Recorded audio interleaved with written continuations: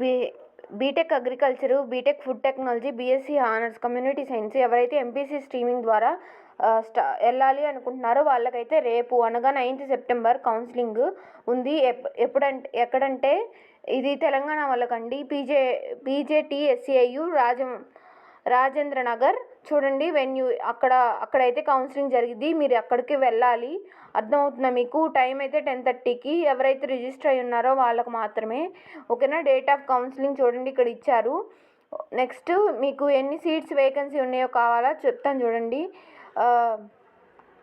ఇవి కాలేజీలు. మీకు దీని మీద క్లియర్గా కావాలంటే చెప్పండి, నేను లాంగ్ వీడియో చేస్తాను. అంటే రేపే కదా, అందుకోసం.